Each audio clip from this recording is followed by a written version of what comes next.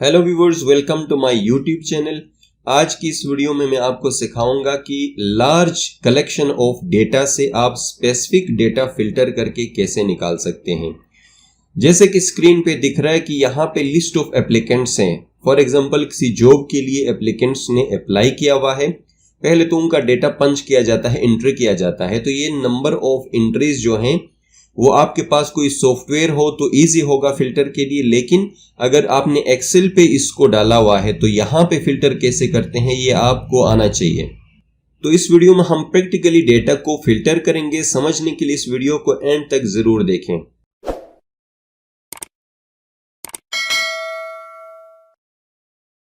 दोस्तों, ये हमारे पास डेटा है, इसमें बहुत सारे एंट्रीज हैं। अगर आप सीरियल नंबर पे देखें, इसको अगर स्क्रॉल डाउन करके हम देखें तो हमारे पास तकरीबन 672 एंट्रीज हैं। एप्लीकेंट्स का डेटा है, एक रफ डेटा है आपके पास।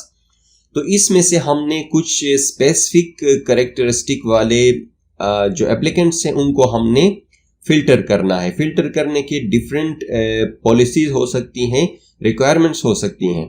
तो सबसे पहले आपने ये श्योर करना है कि जो डेटा है आपके पास वो सिंगल जो कॉलम या रो है वो मर्ज नहीं होना चाहिए। मसलन नेम ऑफ एप्लीकेंट है तो ये सिंगल सेल होगा, ये मर्ज नहीं होना चाहिए। जिस तरह यहाँ पे पर्सनल इंफॉर्मेशन के अंदर ये सारे कॉलम्स आती हैं तो ये सारे अलग अलग होंगी कॉलम्स, और पर्सनल इंफॉर्मेशन ये हेडर है, ये वाला मर्ज हो तो मसला नहीं है। लेकिन इनको जो ये हेडर्स हैं इनको अलग अलग होना चाहिए, अनमर्ज होना चाहिए। Same for marital status, qualification and major subject.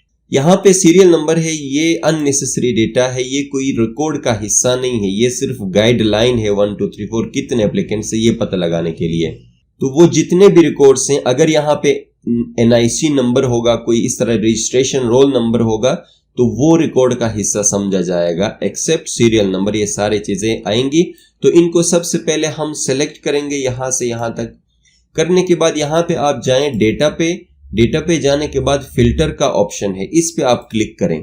Click करने के बाद देखिए दोस्तों, यहाँ पे हर जो कॉलम है उसका हेडर के ऊपर यहाँ पे फिल्टर का एक एडिशनल यहाँ पे एक आइकन आपको ड्रॉप डाउन मेनू का दिख रहा है। इन सब पे मैं आपको दिखाता हूँ 1 बाय 1। मसलन ये आपके पास डेटा है तो इसके मदद से हम फिल्टर करेंगे।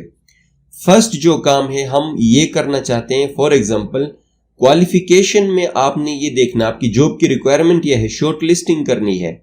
तो क्वालिफिकेशन में जाके आप क्या करेंगे, यहां से बहुत सारे आपको दिखेंगे।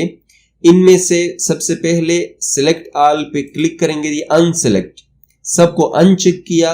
और अब आपको कौन कौन से चाहिए, मसलन हमें सिर्फ मास्टर्स वाले चाहिए तो यहां से हम स्क्रॉल डाउन करेंगे जहां जहां मास्टर्स लिखा हुआ है। फॉर एग्जांपल आप देख सकते हैं ये MA BCom जो भी M वाले हैं, मैं इनको कंसीडर करता हूं कि ये मास्टर्स वाले हैं। बाकी मास्टर्स नहीं, उसके अलावा हैं जो भी हैं, ठीक है जी, बाकी इनको छोड़ दिया, इनको रहने दे। उसके बाद करेंगे ओके। तो अब ये देखें यहां से फिल्टर हो कि ये रिकॉर्ड्स, नंबर ऑफ रिकॉर्ड सिर्फ मास्टर्स वाले ही यहां पे आपको नजर आ जाएंगे।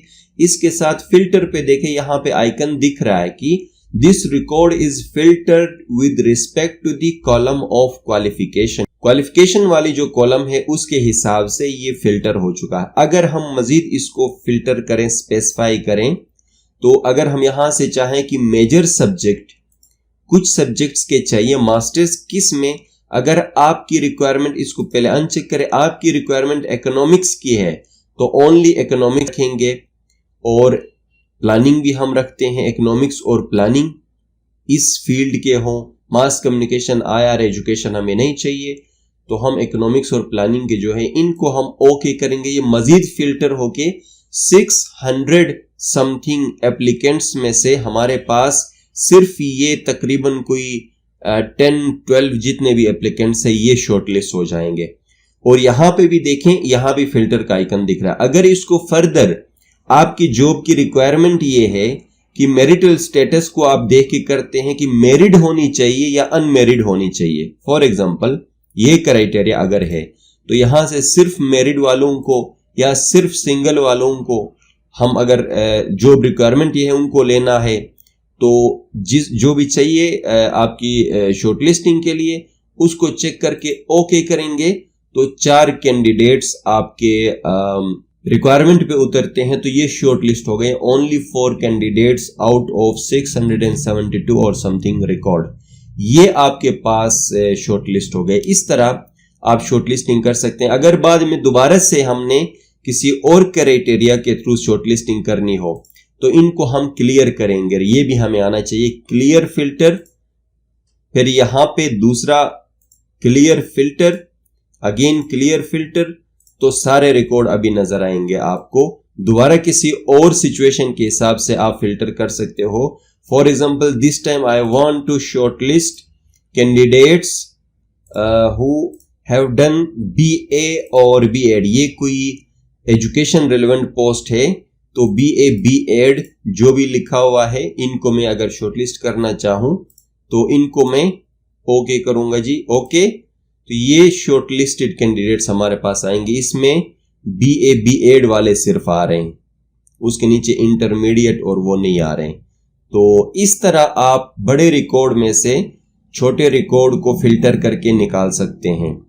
आई होप आज की ये वीडियो आपको समझ आई होगी। इस तरह के टेक वीडियोस के लिए चैनल को सब्सक्राइब करें, वीडियो पसंद आए तो लाइक करें, पसंद ना आए तो डिसलाइक करें और अपनी फीडबैक कमेंट सेक्शन में जरूर दीजिए।